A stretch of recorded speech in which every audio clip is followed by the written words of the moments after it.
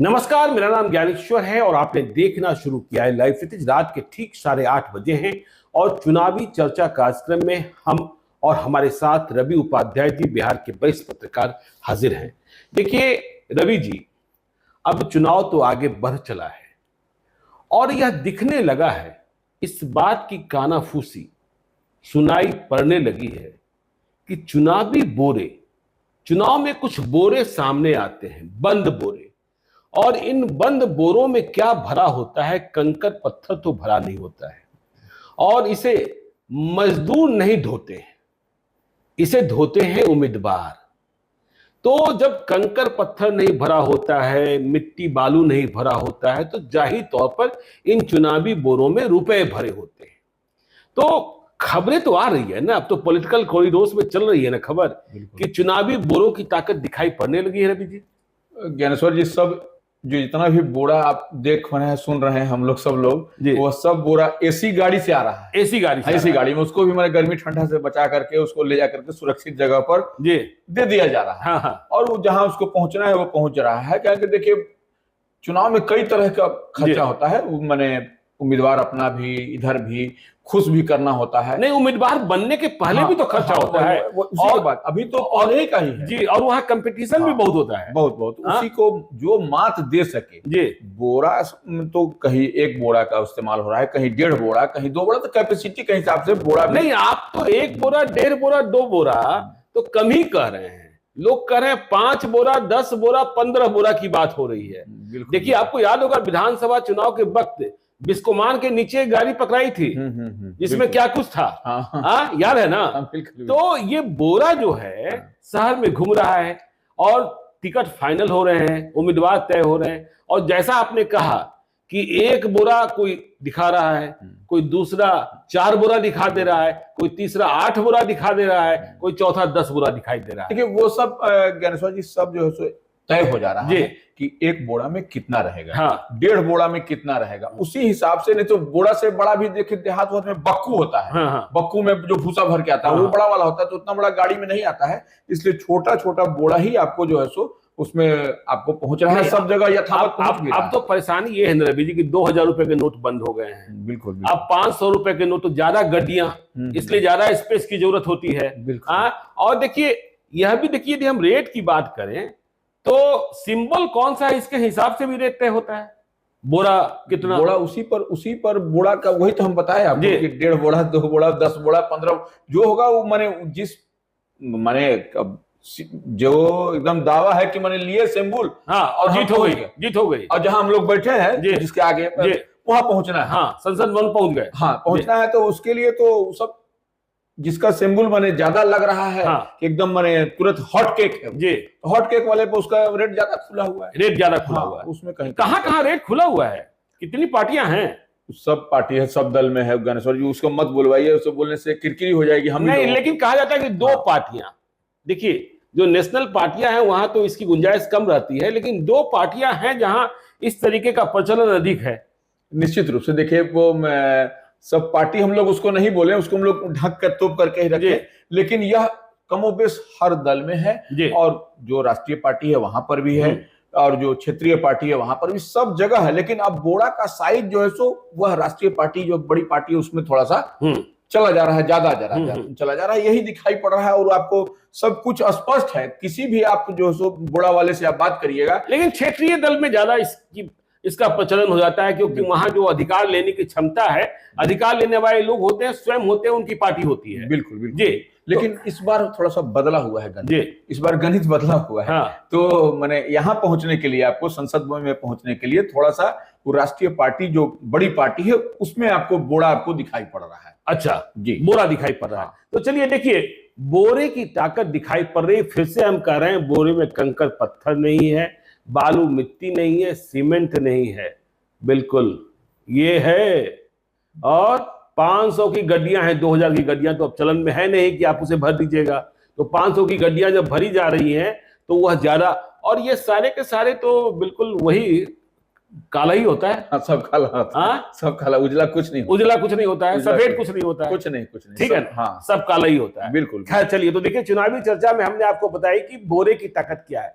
आगे हम बताएं पशुपति पारस आज तो बिल्कुल नतमस्तक ही हो गए रवि जी, और वे फिर से मोदी के परिवार हो गए, कह दिया चुनाव नहीं लड़ेंगे।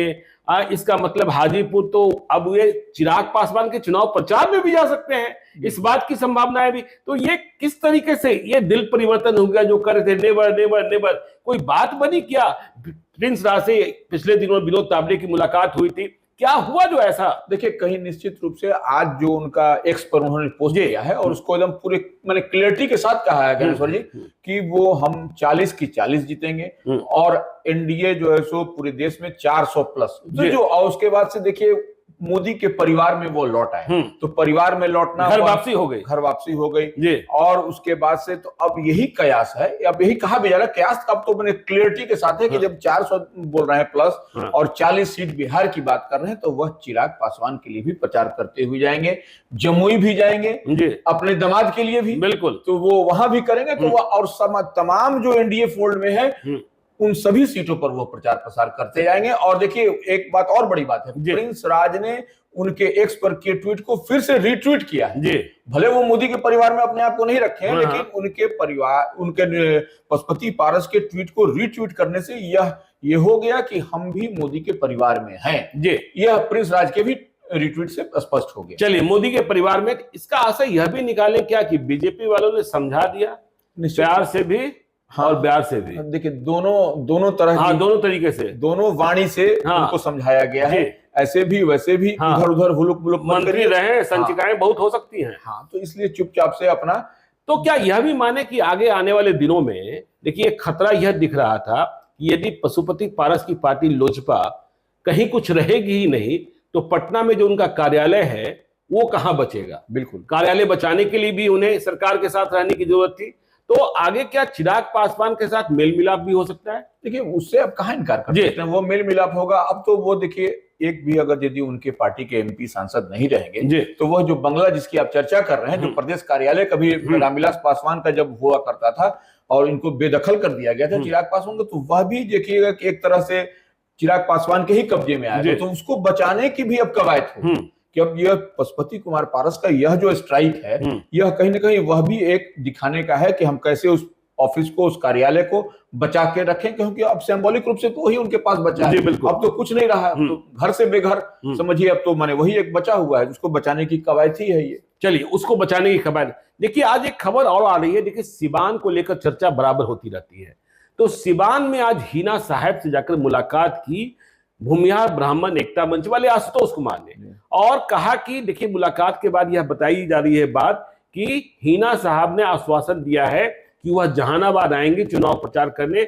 आशुतोष कुमार का, जिन्होंने सुरेंद्र यादव और चंद्रेश्वर चंद्रवंशी के खिलाफ चुनाव लड़ने का ऐलान कर दिया है, और आधार यह है कि हमें जहानाबाद को बचाना है, जहानाबाद को भूमिहारों के लिए बचाना है, और बदले में आशुतोष कुमार भी हिना साहब का चुनाव प्रचार करने सिवान जाएंगे। बिल्कुल। तो देखिए अब हिना साहब की गतिविधियां बढ़ती हुई दिखाई पड़ रही हैं, क्योंकि खबरें यह भी आई थी परसों कि यदि पप्पू यादव निर्दलीय चुनाव लड़ते हैं, कांग्रेस का सिंबल नहीं मिलता है, तब भी दोनों एक दूसरे के काम आ सकते हैं। हिना साहब के काम पप्पू यादव आएंगे और पप्पू यादव के काम हिना साहब, क्योंकि दोनों के दुश्मन लालू यादव और तेजस्वी यादव। हिना साहब की बढ़ती सक्रियता, देखिए निश्चित रूप से हिना साहब को जिस तरह से दरकिनार कर दिया गया, राजद ने उनको किसी तरह का नहीं छोड़ा, ना राज्यसभा, ना कहीं पर, ना एमपी में टिकट देना, तो ऐसे में वह उनका इस्तेमाल जो लोग जानता है कि कहां पर उनका हिना साहब का इस्तेमाल होगा, उनके इस्तेमाल होने से क्या अंडर करंट होगा, यह एक बात है। पॉलिटिक्स में तो ज्ञानेश्वर जी अंडर करंट बहुत बात होती है,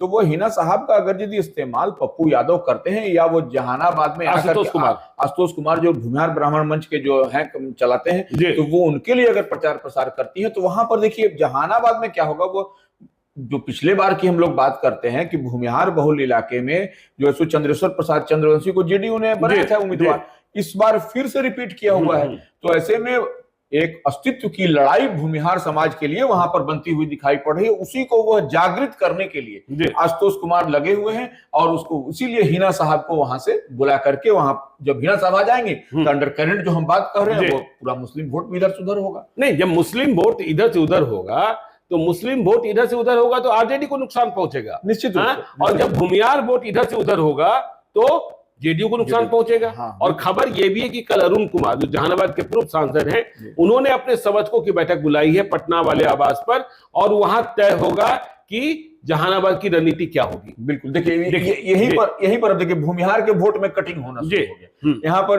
अरुण कुमार भी होंगे, आशुतोष भी होंगे, इधर से हेना साहब का भी मैसेज आएगा, हेना साहब भी प्रचार करते हुए आएंगे आशुतोष कुमार के लिए। तो यह सब कहीं ना कहीं आपको देखिए स्पेस बनता हुआ कैसे दिखाई पड़ रहा है किस दल के लिए। इधर से आरजेडी के भी कटिंग होगा, इधर से एनडीए के भी भूमिहार में वोट में कटिंग होगा। तो यह सब वहां का समीकरण आपको कुछ दिन बाद बदलता हुआ पूरी तरह से तस्वीर दिखाई पड़ेगी आपको। तस्वीर बदलती हुई दिखाई पड़ेगी। बिल्कुल। चलिए देखिए, आज फिर से लाइव सिटीज की उस खबर पर मुहर लग गई जो हमने ही कल सबसे पहले बताई थी कि एलजेपी मतलब चिराग पासवान के वे 3 उम्मीदवार कौन होंगे जो खगड़िया, समस्तीपुर और वैशाली लड़ेंगे। तो देखिए ऐलान हो गया, वैशाली से बीना देवी जो मौजूदा सांसद हैं। बिल्कुल। काफी पार्टी के भीतर विरोध कि भाई आप दूसरों को दंडित कर रहे हैं तो इन्हें क्यों माफ कर रहे हैं। और समस्तीपुर से अशोक चौधरी की बेटी शांभवी चौधरी, उम्र सिर्फ 26 साल, और यदि वो चुनाव जीतती हैं तो शायद भारत में सबसे कम उम्र की सांसद बन जाएंगी। बिल्कुल। और इसके बाद समस्तीपुर की बात हो गई, खगड़िया में राजेश वर्मा। तो देखिए यदि उम्मीदवारी का जो ऐलान हुआ है इस उम्मीदवारी का, तो सबसे बड़े खिलाड़ी तो अशोक चौधरी निकले रवि जी। बिल्कुल जी, बिल्कुल। अशोक चौधरी देखिए कहां पर कितनी माने राजनीतिक सूझबूझ कह लीजिए इसको, अपनी पुत्री को, अपनी बिटिया को वह समस्तीपुर सुरक्षित सीट से चिराग पासवान अपने भाई को वहां से दरकिनार करते हुए इनको वहां से टिकट दी। हाँ। लेकिन एक बात है यहाँ पर देखिए, चिराग पासवान ने यहाँ पर एक विन विन वाला एक सिचुएशन बना दिया ज्ञानेश्वर जी। ऐसे उसको देखें कि जिस समाज से चिराग पासवान है उस समाज का सुरक्षित सीट है, तो वह अशोक चौधरी की बिटिया को गया है, तो वह माने नहीं, मतलब कहने का आशय ये कि चिराग पासवान ने अपना दायरा और बड़ा किया कि वे सिर्फ पासवान के नेता नहीं रहे, और अब वे महादलितों के नेता भी, और महादलित की पार्टी भी लोजपा मतलब चिराग पासवान। बिल्कुल। और देखिए एक संदेशा यह भी दिया गया कि देखिए किशोर कुणाल की बहू है शांभवी चौधरी। तो जो भूमिहार थोड़े बहुत नाराज चल रहे थे कि भूमिहार को टिकट चिराग पासवान की ओर से नहीं दिया गया, तो अब तो किशोर कुणाल की बहू को, हाँ नहीं वो वहां नवादा की सीट मतलब मिली रही थी। तो किशोर कुणाल की बहू है। हाँ, तो किशोर कुणाल की बहू, और किशोर कुणाल तो भाई भूमिहार समाज के लिए सिरमौर माने जाते हैं। हाँ, मतलब तो ये एक संदेशा उन्होंने दिया है। बिल्कुल दिया है। हमने यही हम बताना चाह रहे थे कि वह एक चिराग पासवान ने एक नई शुरुआत की है इस तरह से करके।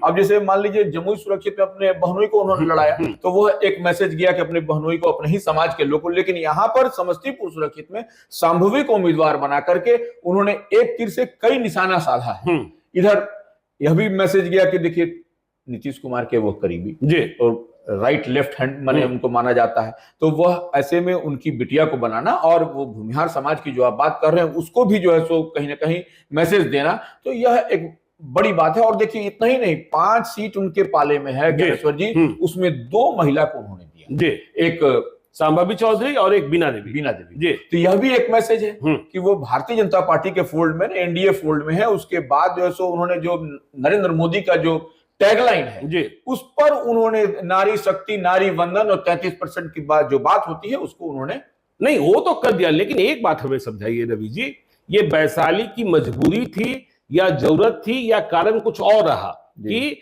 चिराग पासवान ने पशुपति पारस को दंडित कर दिया, प्रिंस राज को दंडित कर दिया, महबूब अली कैसर को दंडित कर दिया, चंदन सिंह को दंडित कर दिया, लेकिन बीना देवी को माफ कर दिया। यही सबसे बड़ा समस्या है। और यही इसी बात को जानने के लिए पार्टी के अंदर भी कसमकस स्थिति बनी हुई है।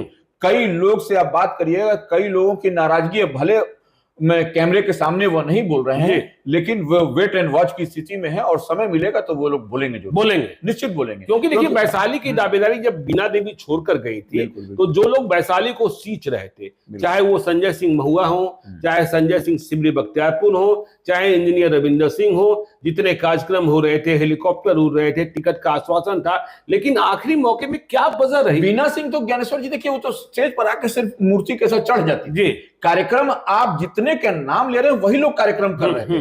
और उस विपरीत परिस्थिति में चिराग के झंडा को वही लोग बुलंद किए हुए थे, वैशाली हो या कहीं अन्य जगहों पर भी आप देखिएगा, खास करके मुजफ्फरपुर वैशाली में तो वही लोग कर रहे थे। तो ऐसे में जब बीना देवी को दिया गया टिकट तो निश्चित रूप से कहीं ना कहीं अंदर खाने में मरमरिंग तो है वैशाली में कि क्या कारण है, क्यों दिया गया, जबकि बुरे समय में वैसे लोग आपका झंडा वरदार रहे, आपका झंडा उठाए हुए थे, उनको आप कट कर दिया। आप महबूब अली कैसर को हटा दिए, सब चाचा से मान लीजिए आपकी लड़ाई आर पार की हो गई, प्रिंस से आर पार की हो गई, महबूब अली कैसर ने भी सरेंडर कर दिया था। हाँ, सरेंडर कर दिया था, लेकिन आप उनको नहीं दिए, यही बहुत हाईली ऑब्जेक्शनेबल है। यह समझा गया कि देखिए आरजेडी की ओर से खबर आ रही कि मुन्ना शुक्ला, बाहुबली दबंग मुन्ना शुक्ला आ रहे हैं, तो मुन्ना शुक्ला के सामने बीना देवी को ही लड़ाना पड़ेगा, क्योंकि बीना देवी के पति जो है दिनेश प्रसाद सिंह हैं, जानते ही है उनकी ताकत को, सभी तरीके से परिपूर्ण है। तो क्या यह भी कारण रहा होगा? देखिए निश्चित रूप से यह कारण भी है, लेकिन अच्छा, चुनावी दंगल में तो एक से एक पहलवान आप उतारिएगा, और माने नरेंद्र मोदी का टिकट रहेगा, चिराग पासवान का टिकट रहेगा, तो उसमें अब किसी को कोई हरा सकता है क्या? नहीं, कोई नहीं हराएगा ज्ञानेश्वर जी। अभी का जो वर्तमान परिदृश्य आप देखिए वही बनता हुआ रहेगा। तो माने यह सिंबल मिलना माने लोजपा आर का कि आप जीत आपकी सुनिश्चित है। ऐसे में आप किसी को उतारते, लेकिन यही कार्यकर्ता यही कह रहे हैं कि आपको यहां से दूसरे को देना था, इनको नहीं देना था। जब सबको आप एक लाइन से दंडित कर रहे हैं तो इसे में देने में थोड़ा सा आप देखिए परेशानी तो चिराग की बढ़ी है इसमें। हाँ, परेशानी बढ़ी है। तो देखिए चुनावी चर्चा में आज इतना ही। आप देखते रहिए लाइव सिटीज को। यदि अब तक आपने हमारे यूट्यूब चैनल लाइव सिटीज को सब्सक्राइब नहीं किया है तो जरूर कर लीजिएगा, और यदि इस वीडियो को फेसबुक पेज के माध्यम से देखें तो पेज को लाइक कीजिएगा, ट्विटर पर भी हमें फॉलो कीजिए। धन्यवाद।